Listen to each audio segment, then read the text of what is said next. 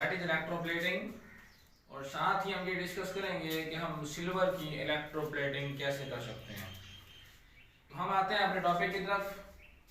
तो स्टूडेंट्स के इलेक्ट्रोप्लेटिंग क्या है कि किसी एक मेटल की दूसरी मेटल के ऊपर कोटिंग करना बाय यूजिंग द करंट।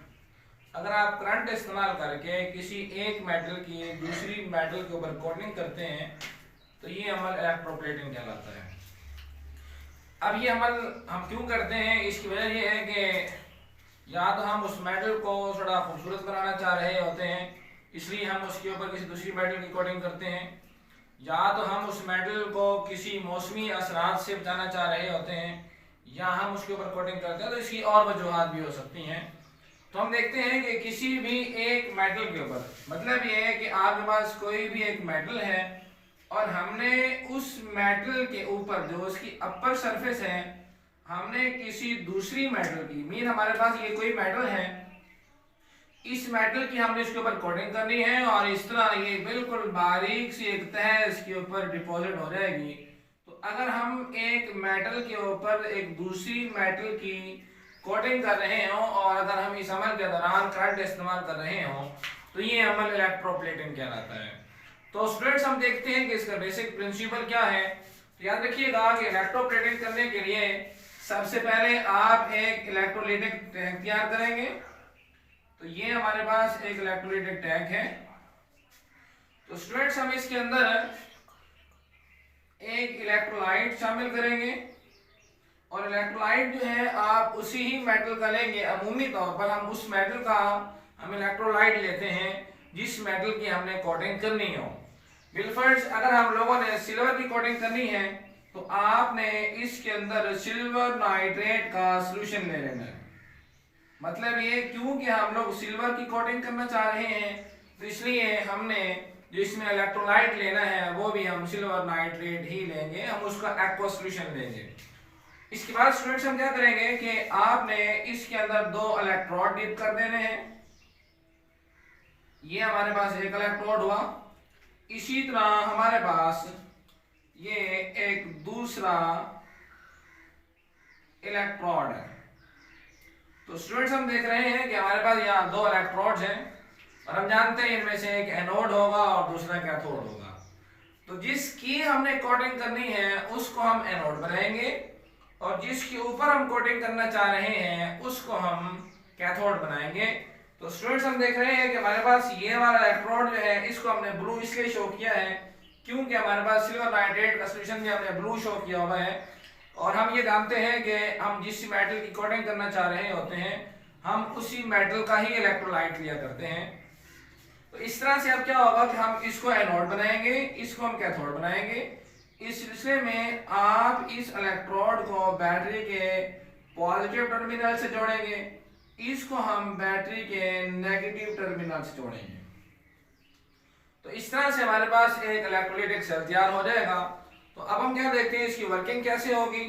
तो स्टूडेंट्स होता कुछ इस तरह से है कि हमारे पास ये जो एक सिल्वर का एक रॉड है जिसको हमने एनोड बनाया हुआ है, यहाँ से सिल्वर आयंस पैदा होंगे और सिल्वर आयंस वहां से निकलकर इस सॉल्यूशन के अंदर आ जाएंगे और उसके बाद ये हमारे पास सिल्वर आयंस जो है ये आहिस्ता आहिस्ता इस कैथोड के ऊपर जाके डिपॉजिट होना शुरू हो जाएंगे। तो इस तरह स्टूडेंट्स हम देखेंगे कि कुछ देर के बाद आपके पास जो एनोड है इसका साइज थोड़ा छोटा हो जाएगा क्योंकि यहाँ से बहुत सारी मेटल जो है वो निकल कर सोल्यूशन में आएगी। उस सोल्यूशन के बाद फिर वो मेटल जो है वो सारी की सारी आपके कैथोड के ऊपर जाके डिपॉजिट हो जाएगी। तो हम देखते हैं कि अब यहाँ पर इसमें रिएक्शन क्या होगा। तो स्टूडेंट्स गौर कीजिएगा कि सपोज हमारे पास ये सिल्वर का रॉड है और इसमें हमारे पास सिल्वर एटम्स बहुत सारे मौजूद हैं। तो क्योंकि हमने इसको बैटरी के पॉजिटिव टर्मिनल से जोड़ा हुआ है तो इसलिए बैटरी क्या करेगी कि इसमें मौजूद जो सिल्वर एटम है इस सिल्वर एटम का इलेक्ट्रॉन जो है वो बैटरी अपनी जानब अट्रैक्ट करेगी। तो फाइनली तौर पे जो सिल्वर एटम भी इलेक्ट्रॉन देगा उस सिल्वर एटम पे पॉजिटिव चार्ज आ जाएगा। उसके बाद वो सिल्वर आयन वहां से निकल कर सोल्यूशन के अंदर आ जाएगा। तो मतलब ये हुआ कि यहाँ पर ये हमारे पास एनोड है और एनोड पे क्योंकि पॉजिटिव चार्ज था, तो एनोड ने सिल्वर में मौजूद जो सिल्वर एटम्स हैं उनमें से किसी एक एटम से इलेक्ट्रॉन को अट्रैक्ट किया, क्योंकि इलेक्ट्रॉन पे चार्ज माइनस था और इस तरह एनोड पे चार्ज पॉजिटिव हुआ करता है। तो पॉजिटिव इलेक्ट्रॉन ने इस नेगेटिव इलेक्ट्रॉन को अपनी जानब अट्रैक्ट किया और फाइनली हमारे पास सिल्वर आयन पैदा हुआ। तो सिल्वर आयन यहाँ से निकल कर सॉल्यूशन के अंदर आ गया। अब यहाँ हम लिख सकते हैं हमारे पास यहाँ जो एनोड था, एनोड पे कौन सा रिएक्शन हुआ? तो स्टूडेंट्स एनोड पे सिल्वर एटम ने इलेक्ट्रॉन दिया और वो सिल्वर आयन में कन्वर्ट हुआ और यहाँ से एक इलेक्ट्रॉन निकल गया। तो इस तरह से ये आयन हमारे पास सॉल्यूशन के अंदर आ चुका है। अब दूसरी बार हम देखते हैं कि हमारे पास दूसरा इलेक्ट्रोड जो है वो कैथोड है और कैथोड पे यहाँ पर माइनस चार्ज है। तो कैथोड क्या करेगा स्टूडेंट्स के, वो इस पॉजिटिव आयन को अपनी जानिब अट्रैक्ट करेगा, क्योंकि हमारे पास कैथोड पे नेगेटिव चार्ज है और ये सिल्वर पे यहाँ पर पॉजिटिव चार्ज मौजूद है। तो इसलिए अब क्या होगा कि कैथोड है और इसके पास एक्सेस ऑफ इलेक्ट्रॉन मौजूद है।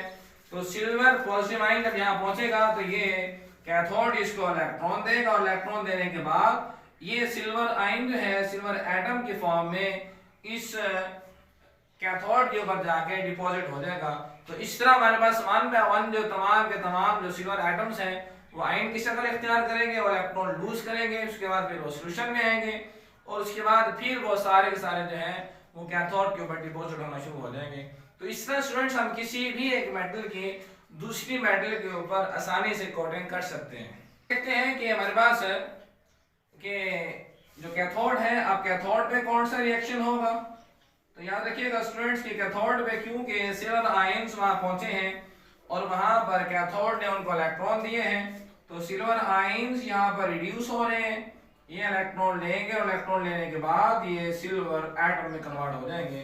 तो स्टूडेंट्स हम किसी भी एक मेटल की दूसरी मेटल के ऊपर कोटिंग कर सकते हैं, वो चाहे हमने कॉपर कोटिंग करनी हो चाहे हमारे पास सिल्वर कोटिंग है, तो हम किसी भी एक मेटल की दूसरी मेटल के ऊपर आसानी से कोटिंग कर सकते हैं और ये सारा अमल जो है इलेक्ट्रोप्लेटिंग कहलाता है।